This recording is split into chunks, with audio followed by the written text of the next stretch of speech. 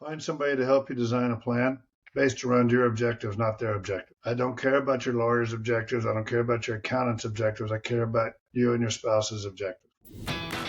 Welcome to a brand new episode of the M&A Mastermind Podcast presented by Cornerstone International Alliance. I am your host, Nick Olsen. On this show, I get the opportunity to talk with the brightest minds in lower middle market M&A. Together, we discuss industry intelligence, deal management, shared successes, specialized expertise, and much more. If you serve the small to medium-sized business owner, this show will offer you tactics and insights you can use and implement now to become a master in M&A. Welcome, everybody, to a brand new episode of the M&A Mastermind Podcast. My guest today is the president of Erben and Associates, a veteran succession and exit planning advisor. He is a frequent speaker and thought leader on topics such as exit readiness, continuity planning, and building a dream team. He is the author of Succession by Design, How Visionary Leaders Prepare Their Organization for What's Next. Please welcome my guest today, Jim Erben. Jim, welcome back to the show. Second appearance. You must have missed me or something. I don't know. Thank you, Nick. I always like coming on this show. I love chatting with you and helping anybody I can with Cornerstone Alliance. Yeah, I appreciate that. So we are here. You have a pretty big deal happening right now as you've are coming out with a brand new book called, like I said in the intro, Succession by Design. What inspired you to write this book, and what gap do you see in how business owners approach succession planning that you feel like this book can help them with? Wow, what a great question. You know, the genesis behind the book was that this is such an underserved market. There's 10 million plus businesses changing hands in the next 9 years, totaling $13 trillion. And there's not enough people doing it successfully. There really aren't. There's lawyers trying to document their way into an exit plan. You know, I just don't see anybody really going into a business owner saying, what's your business worth? What are your goals and objectives? And let us create a plan so that you can exit in style with minimal taxes and minimal risk of ever running. And, you know, I find it fascinating. The reason why most people face their future with apprehension instead of anticipation, and whether it's retirement or selling their business or transitioning their, whatever it is. But the reason that they have apprehension is because they don't have it well designed. I mean, it's kind of like building a house without a blueprint. Like, well, here's lumber, here's concrete, here's some A-frames and roofing materials. Now what? And it wound up being a really easy book to write because we're just following our process. It's been tried and true 23 years that we've been doing succession planning. Who is the audience for this book? Who should be reading this book? Anybody that's a business owner or an advisor to a business owner. Right, we're all working with that same client. Right. And, you know, this is the only thing I've ever seen where I've had people stop me in an elevator, when, you know, they say, oh, what do you do? I said, I help people figure out how they want to get out of their business so they can exit in style and live happily ever after. And they're like, stop, what? I mean, think about, the famous movie, iconic movie, Forrest Gump. Lieutenant Dan and Forrest weathered a big hurricane in a shrimp boat by luck. And I liken that to the silver tsunami that's coming with all of these people that are transitioning out of their business that are my age or older. And do you really want to take the Lieutenant Dan and Forrest Gump approach, or do you want to come up with a plan of how you're going to weather this storm? Because as you guys know, there's not enough money to pay everybody the estimated market value of their businesses in the next 8 years. That'd be half the economy. And, you know, it takes people like you all, it takes people like us to help people realize their dreams without the Forrest Gump, you know, stick your head in a shrimp bucket and hope for the best. You fail the plan, you plan to fail, right? Correct. What? You know, in your you emphasize being intentional rather than reactive. So kind of like you're saying, you're reacting to this storm that's coming at you, but intentionally now planning for it. tell us a little bit more about that, and maybe an example of a client you have where you were able to kind of flip that, where they're reactive to more intentional, that really paid dividends for them. I'll tell you the story. It's a tragic one, but it's the one that launched us really into this. I had a client in Texas who called me in 2004 and said, "We need to hire you." I said, "Why? I don't remember meeting you." And he said, "Yeah, we met a couple of years ago, and I've had a couple of incidents. I've had 2 heart attacks in successive months." Holy cow. And so we got hired in the fall of 2004 and did all this pre-planning and, getting everything ready, a lot of gifting, estate planning, what have you. And we had a conference room full of, accountants and lawyers and, some idiot that was trying to do a valuation of the business, not very well. And he got up and he said, "Would you go outside and smoke a cigarette with me?" I said, "I don't smoke, but I'll go drink water with you." And so he said, "I don't really know what all those people are in there doing, but I'm surmised that you know and you're orchestrating this whole deal." I said, "Yes." And he goes, "Well, here's what I want you to do, and I want you to remember this. I want you to pack my parachute and take me up in an airplane high enough to when you gently nudge me out and I pull my ripcord and I land in a nice green meadow."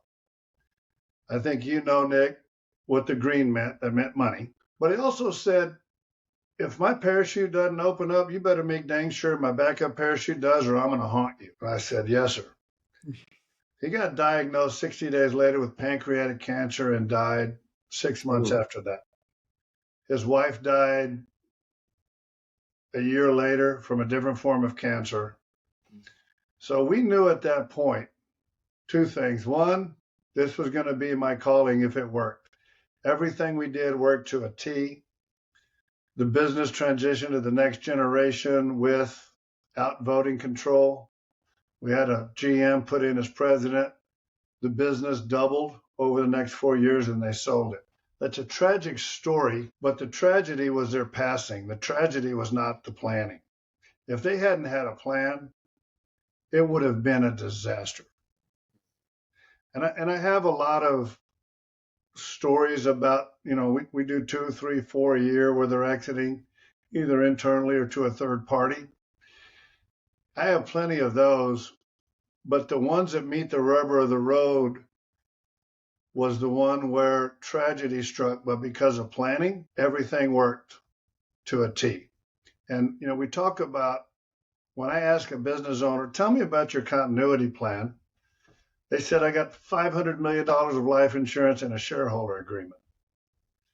That's no more a plan than a house with concrete poured, lumber dumped, and roofing materials dumped. That's not a house any more than those are tools. And what we do and what you guys do on the valuation front, those are the engines.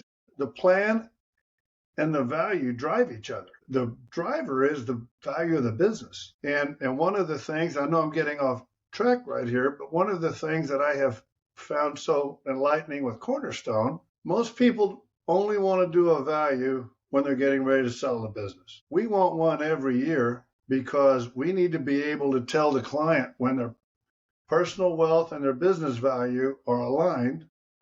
And we get them to the point where we can call you and say, "Hey, Nick, guess what? You and your wife are now at a point where you have a 96% chance of never running out of money. If you want to pull the ripcord, I know a great M&A group, the same ones that have been valuing you all those years. And you don't think they're going to hire you? Yeah, they're going to hire you." Absolutely. And you always want to be part of the solution and not avoid the conversation. And before, the reason we formed our M&A firm, which is a Cornerstone member, is because I could not get people to do valuations more than 1 year. Just call me when you're ready to sell. Yeah. And that's so short-sighted. Mm-hmm. Furthermore, I never could get anybody to do pre-due diligence. And so we wound up we would hand our clients over to an investment banker and they get the heck beat out of them going through all of that process and due diligence. And they come back to us and they're punch drunk and they want to wait a couple of years to do any work. And that's where I really learned the value of firms like you all's.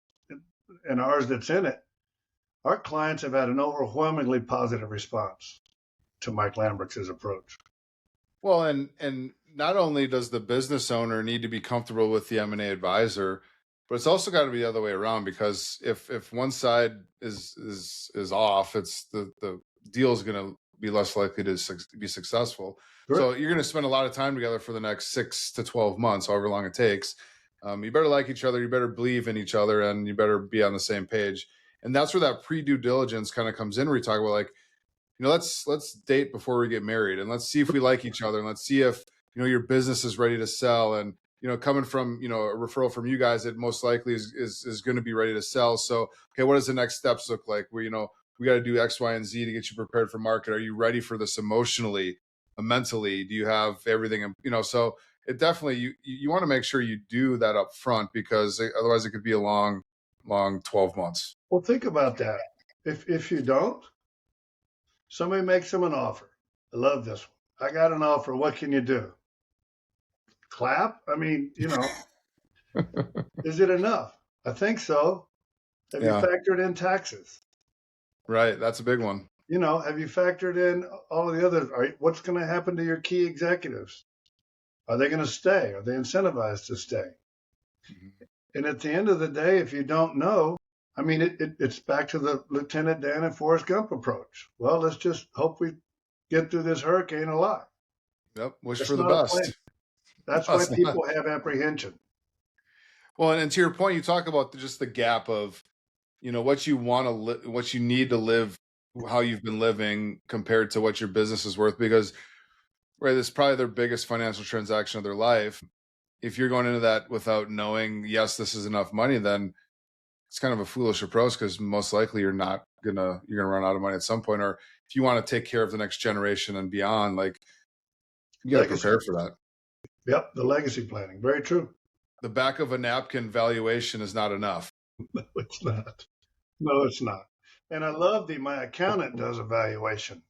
Really? Are they going out and getting you market metrics to see what the true market value is? Or are we doing this for gifting? Those are two different situations. Exactly. And I don't think they have the resources to get in, KPIs and all of that stuff. So what are we doing? Don't you want to know what the outside world thinks of your business versus your book value? Yep. Those are two different things.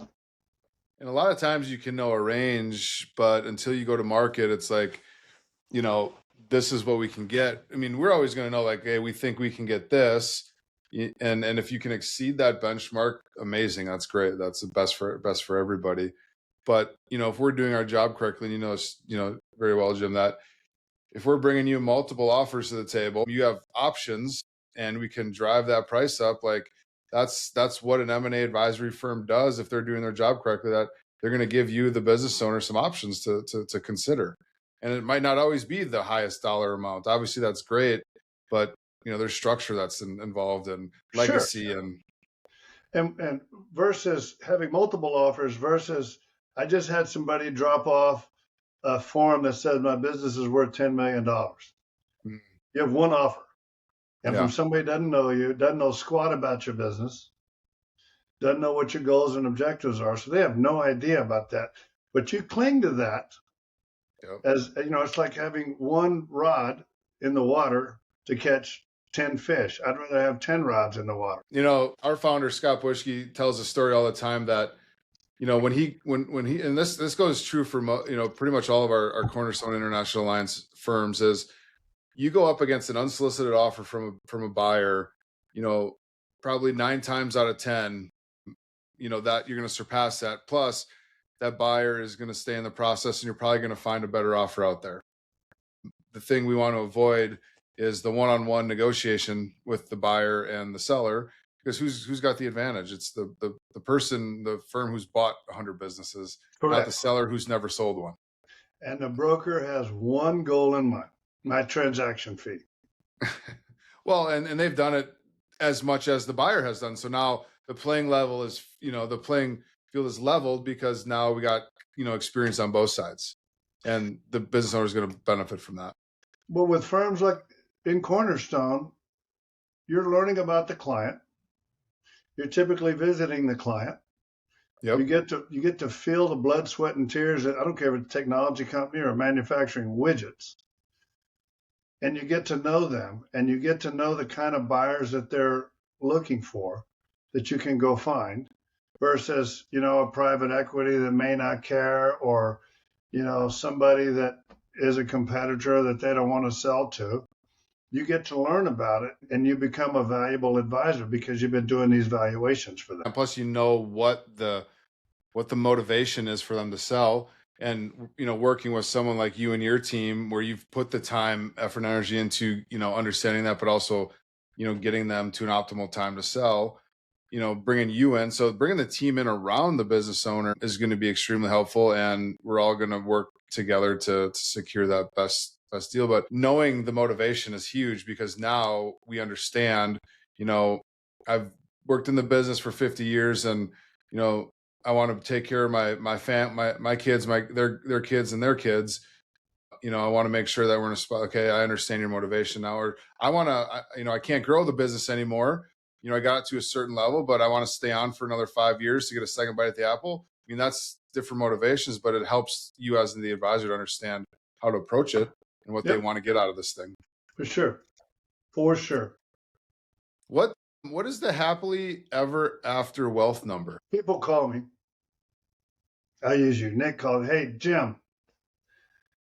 I hadn't met you, but I heard about you. We just got an offer for $12 million or $15 million. I use that, $15 million. And, can you help with that? So, well, what am I supposed to help with?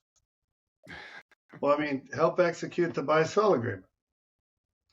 What's your number? 15 million. No. It's not the number. What's your number? It's 15 million. I said, no, it's a sell price. Do you have debt? You have $4 million of debt. This was a conversation I had happen. So that takes you to 11 million. And then there's that word that begins with a T. What does that figure look like? Are you selling equity? Are you selling goodwill? Or, are you selling assets? I don't know. Okay. So how much income do you need to live on? Well, $500,000 a year. You better start smoking Camel no filters and shorten your life expectancy because you're going to be out of money. So the happily ever after number is how much do you need net after you've exited the business? How much money do you need to live on for the rest of your life? And that's where the business value comes in. And we watch that thing go up, hopefully sometimes never down, but sometimes it happens. But we get it up to here, and we've aligned your personal wealth in there so that when you combine them in the exit and you take less than a 4% income distribution out of your bucket of money every year, unless you just go crazy, you're never going to outlive your money. And now we're talking about legacy planning. That is what finding your number is. And it is based on your current living expenses and your objective. It needs to be done. It's a big objective. It's one of the first things we do. This episode of the M&A Mastermind Podcast is powered by Cornerstone International Alliance, where leading M&A firms come together. As part of this international network, you get access to global opportunities, over 200 M&A experts, enhanced collaboration and knowledge sharing, and some of the best M&A tools and resources available, all to help you take your firm to the next level. Ready to join this exclusive network? Visit cornerstoneia.com/new member today. How should a business owner be able to calculate that number? Or what is the work that you do to help them understand what that number looks like? We build a plan. One of the things that I don't understand why our peers don't seem to do it, I don't recall ever seeing a prospective client situation where their personal wealth and their business are aligned. I've never seen it. The personal wealth is pointed this direction. It was done by different lawyers, maybe different accountants, maybe different financial people. And when you align them, then they're putting money away to lessen the impact of a situation like this. I had a client that the longest tenured exit and succession planning client we ever had, hired us in 2008. I called him in August of 19. He's a phenomenal individual. And I said, you're now playing with the dealer's money. You've put the money away that we asked for, and your business value is such you're ready to, 94% chance of never running out of money on a Monte Carlo. And so he sold it in 2020. Remember what happened in 2020? COVID. So he had 2 bad quarters.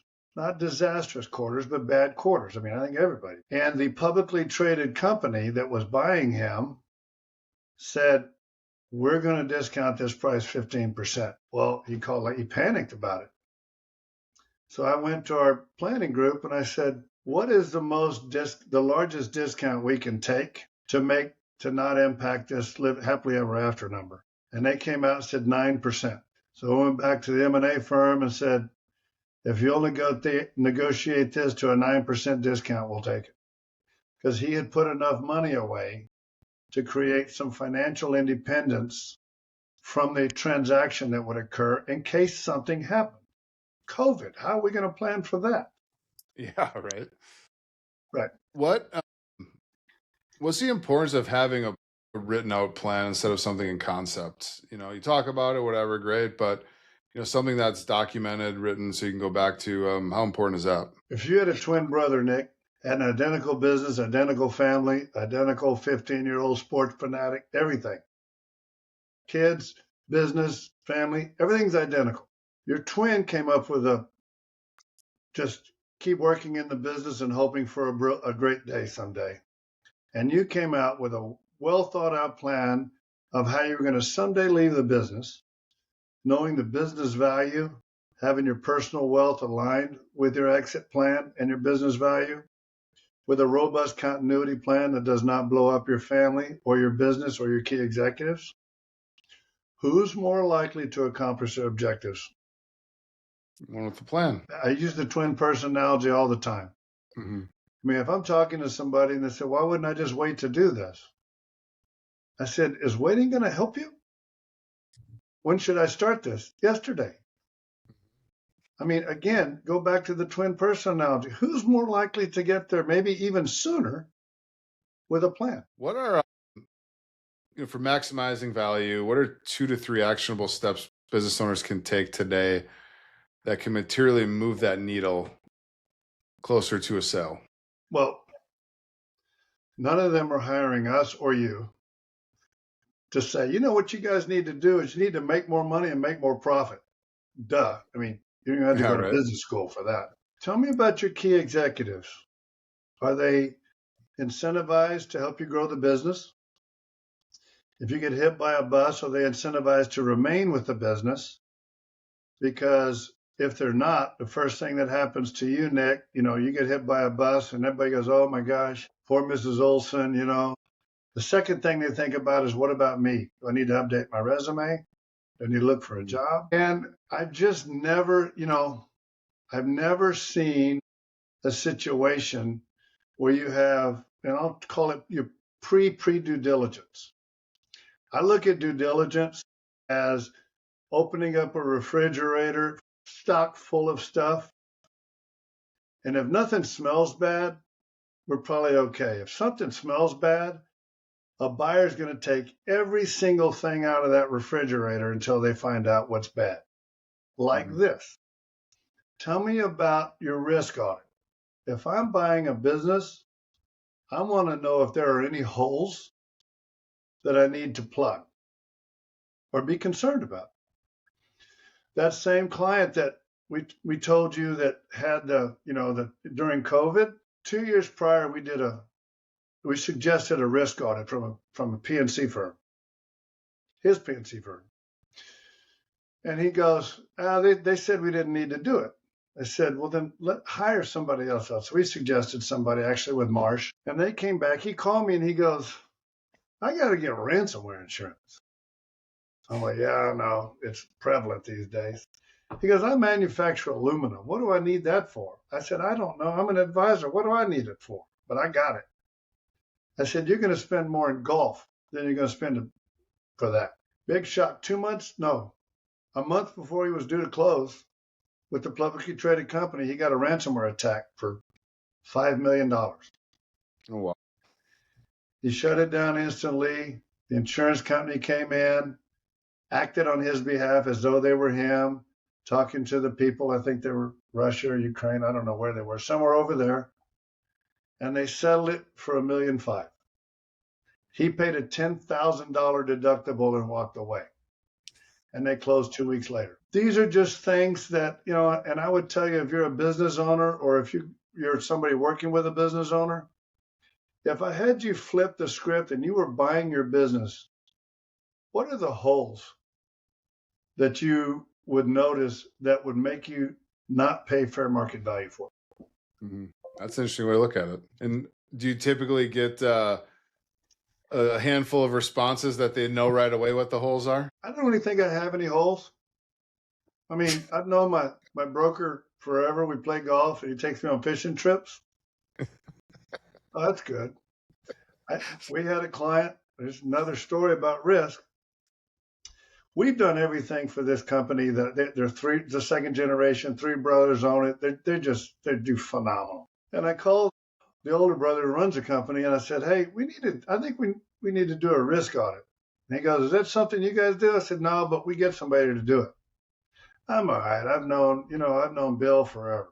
A few months later, forklift turned over an employee and killed him. The broker had failed to attach by his initial their $10 million umbrella policy to their liability policy of $1 million.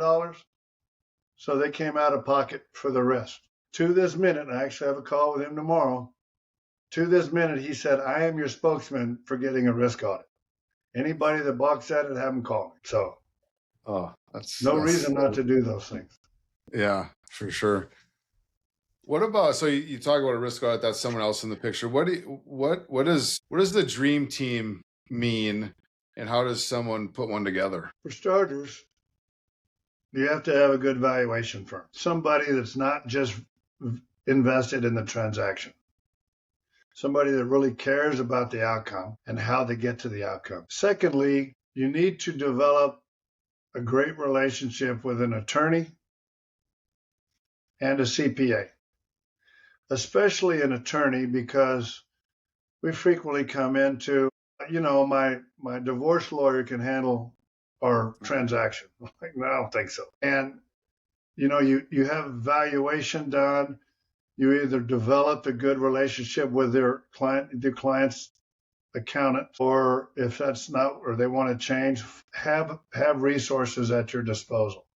Have accountants and lawyers that can help. Valuation, which obviously is cornerstone. And those are the team. Internally, you need to have people that can help plan. It's really not nuclear physics, as if you ever read the book, it outlines. I lay it in there step by step. It's not rocket science, but it requires diligence and fluidity. I'm not creating a blueprint that you can just go stick in your drawer. It needs to be updated at a minimum annually. Things change. And if you don't think they change, think about all the things that have transpired in your or anybody listening to this' life in the last 3 years. I guarantee you something in the last 3 to 5 years, something has happened. Change in family situation, change in business, key executives have left or come or what have you. There's just things that change over. So yeah, build a team around you. They all play a role. They all have a reason to be there, all to help the business owner and insulate them from, all the risk and all the things they need to know, plus understanding their value and getting them ready to increase value and ready to sell whenever that time might be. What would you say to M&A advisors out there who are working with business owners, they're not ready to sell, kind of thing, whether it's the numbers just don't make sense or mentally they're not, or, they need some work or whatever, like what should they be considering? Because you got a couple of options, right? You could just say, yeah, we're not ready to take you on, call me back in 3 years. Well, that might be the case, but that's not a great solution to their issue, because now they're going to come back to you in 3 years and probably be in about the same position they are. So minus that, like what should they be doing? Well, first of all, if I were an M&A advisor, I would say for a nominal fee, let us do an appraisal of your business every year so you can see whether you're growing or not. And while we're doing that appraisal, we will be able to make recommendations to you of things you need to do and consider. And whether it's your books, just things that you have to do to get ready to exit your business. And then maybe in your advisor group, you find a consultant that can help them grow the business. So many people right now, especially the older generation, AI has them panic stricken. They think AI is going to, take over mowing their grass, much less everything else. And if you can go in there or provide value to somebody by introducing them to Jane Smith, who can come in and, help you utilize AI if appropriate and help you grow your business, help you do what the M&A firm or us had said, a firm like us has said you need to do to be able to exit according to your objectives and your number. What about, last question after you, Jim? Actually, I have two more questions, but last one. What would you tell the business owner who has done zero planning, to understand the readiness for sale or value enhancement? Mr. and Mrs. Business Owner, what do you need to do? What are a couple of things you need to do tomorrow to put yourself in a better situation? Find somebody to help you design a plan based around your objectives, not their objectives. I don't care about your lawyer's objectives. I don't care about your accountant's objectives. I care about you and your spouse's objectives. Find somebody that can come in, and I'm going to tout you guys because obviously you know how I feel about Cornerstone. Come in and do a value year over year, because you just have to ask the client the twin personality that I referenced earlier. Would you rather be Lieutenant Dan and Forrest, or do you want to be somebody that's proactively preparing for the tsunami that's coming? That's what I would do. Especially too, you say all the businesses coming, the 13, $14 trillion worth of businesses in the next, however many years. And you mentioned before, there's, the amount of money that will be available to all those business owners, it might fall a little short. I would imagine planning ahead, to not be on the wrong side of that, because there could be a lot of competition out there too, whether it's in your industry or others, for just the capital that's out there. So I would imagine that's even more of a reason to button up everything and make sure you have a plan in place. Yeah. I mean, what is it? If you're prepared, as I said earlier, the reason why most people face this kind of future with apprehension instead of anticipation is because they don't have it well designed. They don't have a plan. Yep. That's it. Jim, this has been amazing. Tell our listeners one more time about your book. Where can they find it? And when will it be available and all that great stuff? It's being released July 28th. You can find about the book. There are various packages. successionbydesignbook.com. I'll repeat that, successionbydesign.com. There's all sorts of incentives in there. If you're just not wanting to buy one book, if you're wanting to host a group or what have you, there's all sorts of options in there. But I will tell you, if I'm in the M&A space, you'll find something in there that will be of value to your client. If you're a business owner, I'm laying out the map of how to create your plan, and I'll tell you why in just a second. But laying out this map, you're going to have to find somebody to help you with it. But again, I implore you, and the reason I really did write the book is I want to help business owners come out of the fog and not have apprehension. I want them to have excited anticipation. And I speak in front of advisory firms all over. I love doing it. Again, there's 10 million business owners that need help. That is the real passion behind this. Succession by Design. Be on the lookout. You said July 28th, correct? Yes. You can, July 28th. Pre-order it. It'll be shipped out on July 28th. That's when it drops. I'm learning all this new lingo. Yeah, when it drops. Yep. Get you on that bestsellers list and all that good stuff. We're trying hard. Yeah. If word gets out to advisors and business owners, it'll be a no-brainer. There you go. We will make sure the link to the book is in the show notes here. So check out the show notes. click on that link and purchase Jim's book. It's going to be a great resource for you as an advisor, for your clients as the business owner. Make sure to check that out and share it with your friends and family. Jim, thank you so much for joining the episode again. It was great having you back. Appreciate it. You got an open invitation to come back anytime. That's it. That's all we have for this episode of the M&A Mastermind Podcast. Make sure to like, share, and comment on this episode. Pass it on to anybody who you think might benefit here from our conversation. And subscribe to all the places where you get to our podcast, where all the places you get podcast episodes. Click that notification button. Make sure you get notified every time a brand new episode is live. Take care, everybody. Until next time. Thank you for joining us on this episode of the M&A Mastermind Podcast, and a special thank you to our presenting sponsor, Cornerstone International Alliance. If you enjoyed today's discussion, don't forget to like, share, and comment. We'd love to hear your thoughts. Make sure you hit that subscribe button so you never miss an episode. We'll be back next week with more insights, strategies, and real-life experiences to help you take your M&A game to the next level.